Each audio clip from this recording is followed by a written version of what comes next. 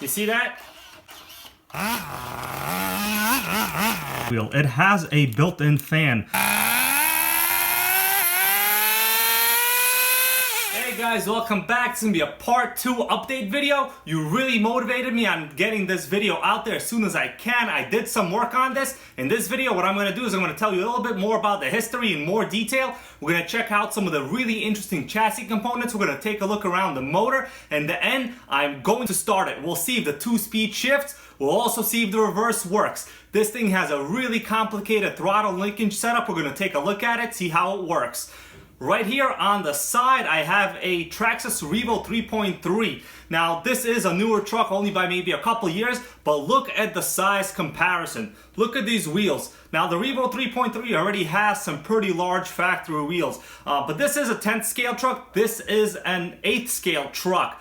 For just the size comparison, this thing is insane. I don't have a T-Max, but I do have a T-Max body. Look at how narrow the T-Max body is compared to the Terra Crusher. I mean, this is really one of the things I liked about it. It's also really flimsy. You could see how I could easily just bend it like this. So this is Lexan, this is not Lexan. The upside is it is very durable, no cracks. Even looking at it right now, it is great condition. Let's take a minute to talk about a little bit more of the history on this truck. Some of you put in the comments that you had an earlier version of the Tamiya Nitro truck, which was the Mad Bison. Very cool looking truck. But I gotta say, this is really where Tamiya was successful at that time. Every other truck they had was a complete failure. They were cool in their design, but they just didn't sell well compared to the Traxxas of the time and compared to the HPI of the time. Right behind me, we have an original HPI Nitro MT2, great truck. This particular one spawned a whole series of future updated models, all of which were relatively, I would say, mildly successful, other than the Tamiya Wild Commando. In the last quarter of 2002, the Tamiya Wild Commando came out, and I remember seeing ads for this. It was just so great looking. It was kind of this military Humvee style car. Identical chassis layout to this, other than the tires were smaller and the body was lighter and smaller. So it was a faster overall truck, but once again, it was just out for such a short time and it was quickly discontinued. Right after this was discontinued, the Tamiya TNX came out. That was a race-winning design. They fixed a lot of the issues that were present on this particular truck, mainly the weight of the tires. The TNX had smaller tires. It had a better engine, although it was still the same .18 displacement size engine, but now it was built by OS. It also eliminated the front radio tray design here, which I particularly like, and the TNX went with more of a straight panel type chassis, which was good for overall racing and I guess for durability reasons too. After that, they introduced the Tamiya Nitrage. So that was a much better overall design. Of course, to me, it was no longer really a monster truck and it was closer to being a truggy. I'm gonna show you later, guys. Hopefully the 2-speed will shift, but the difference in the ratios between first gear and second gear is just insane. I remember the wheels were just kind of, you could visually see the difference in the first and second gear speeds.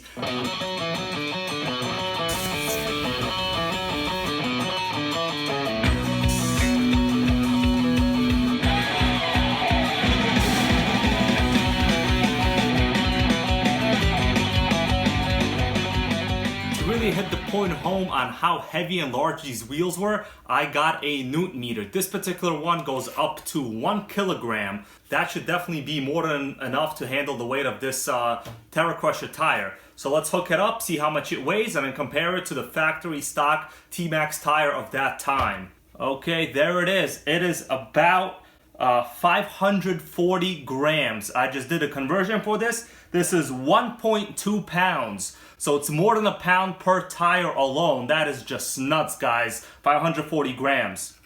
Let's check out the T-Max tire. Okay, guys, the T-Max tire is about 300 grams. 300 grams is 0.66 of a pound. So literally, the weight of the T-Max tire is twice as light as the Terra Crusher tire. So you know what do you expect? Of course you had all this negative criticism in terms of it being underpowered. That makes sense. The tire is literally twice as heavy here.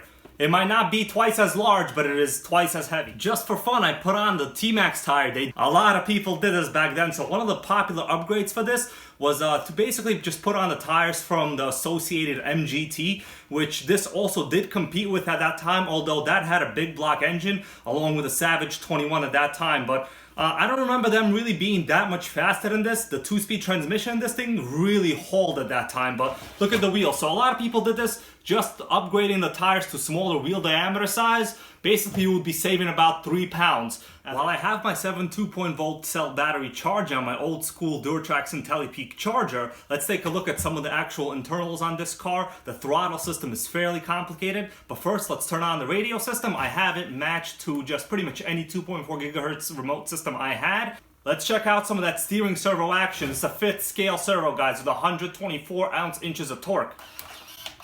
You see that?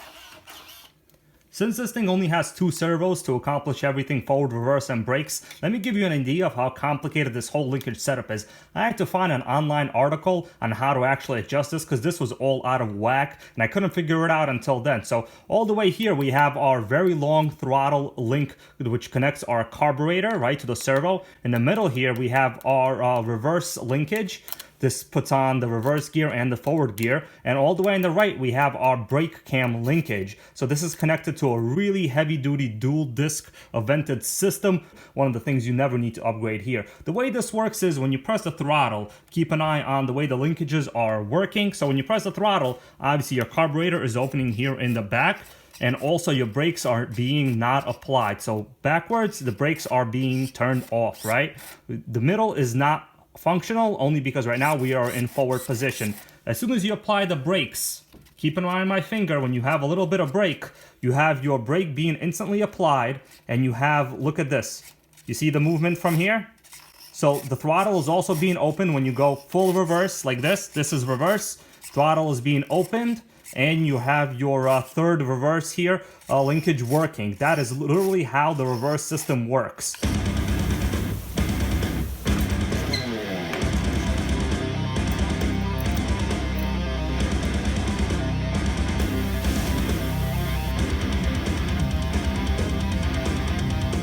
There's really kind of beautiful engineering going on here. So there is a fan right there. You can't see it now. Let me remove some of this mechanisms here and then we'll take a look at inside. Now we can see the flywheel. You could tell that it looks nothing like a regular flywheel. It has a built-in fan. So these are actual cooling fins. I'm sure it did something to cool. I didn't see really any other RCs with this, but this is a pretty cool, notable design that they have a built-in fan right on the flywheel. I mean, if you could do it, why not do it, right? And Tamiya did it. In the previous intro video, I showed you guys that the motor was seized, so I did wind up putting some WD-40 into the carburetor. I also put some into the glow plug hole, and now it seems that I can actually spin the flywheel. You could tell that I'm spinning it. It is no longer seized. So it looks like WD-40 did the trick, but for now, let's take off this cool head, see what's inside the motor here. Okay, so the bottom looks actually really good condition. I don't see any kind of markings or burned elements here on top of the head button here. Let's take a look inside the piston. And it is basically new. That is what I thought. So chances are someone just messed up on the actual throttle linkages here because it was all terrible. I couldn't even figure out without reading the manual and some kind of other form instructions. So it is really nice in there. All I did was just put some after-run oil. This is a shim. So if you want to increase your compression, you could just remove this shim right here from the top of the sleeve. So I'm going to leave mine in. Hopefully the compression will be good. It looks like a brand new motor. So let me spin over the flywheel. Look at that. I mean, effortless. Literally no rust inside the engine. Really nice. This should start up and run. That's actually what I'm going to get about to do right now. So hopefully this will run. Let's see how it is.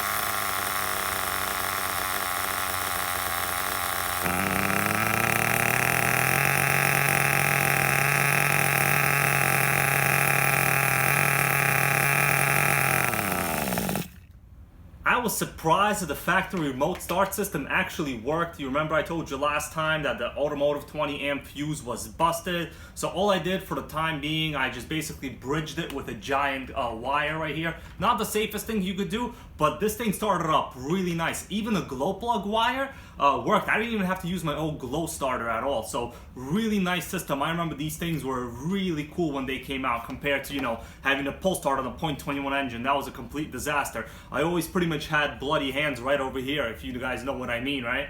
I was able to pick up a cooling head on eBay. This thing is just so old now that some of these optional parts that back then were about 35 to 40 to 50 bucks, I only paid $6 for this. This is a really nice upgraded GPM giant cooling head. These motors, they have one kind of flaw, I guess you could say. They run a little bit hot. So they're supposed to be no more than about 225 degrees, but the cooling head on this thing is just so small. And another thing that it really lacks is a low-speed needle adjustment valve. So there's only a high-speed needle mixture adjustment. So you saw a lot of the smoke coming out of the exhaust. I tried to kind of tune it a little bit better, but I remember these were always running rich pretty much no matter what I did because they would just heat up so much. So clearly the fan, which is built into the flywheel, did probably nothing. This was a very good upgrade at that time. I think I'm gonna put this in, but for now, I gotta mess around a little bit more with the linkages.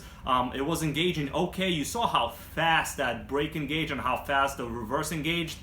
Really cool. I read online one of the cool features about this is you don't need to worry about any kind of the gears meshing inside, so you don't have to actually come to a full stop to engage reverse. It is recommended, but you don't have to because the gears don't actually mesh when any of these changes happen. So there's a differential and it works on some kind of pretty much, I guess, magical Tamiya way. Some of you told me that you converted yours to run brushless, but as you mentioned, yeah, it is pretty much a problem. There's a whole bunch of upgrades you're gonna have to do here, including, you know, getting rid of the reverse, probably doing a forward only conversion and getting rid of the 2-speed. All the gears inside here are not metal, so I also don't really know how well the transmission is gonna handle any of that power. These engines are, you know, relatively underpowered for a reason. But it ran okay. You know what? I really like the way this thing idled. It didn't turn off even with that extremely heavy, thick, rich mixture. There was just a lot of oil pouring out of that exhaust, but it ran really well, so the compression must be fine. I'm not going to remove that shim under the cooling head for the time being. I'm going to kind of run this a little bit more. I actually don't even know whether this motor was broken in or not, but by the way it starts, it seems okay and the compression is fine.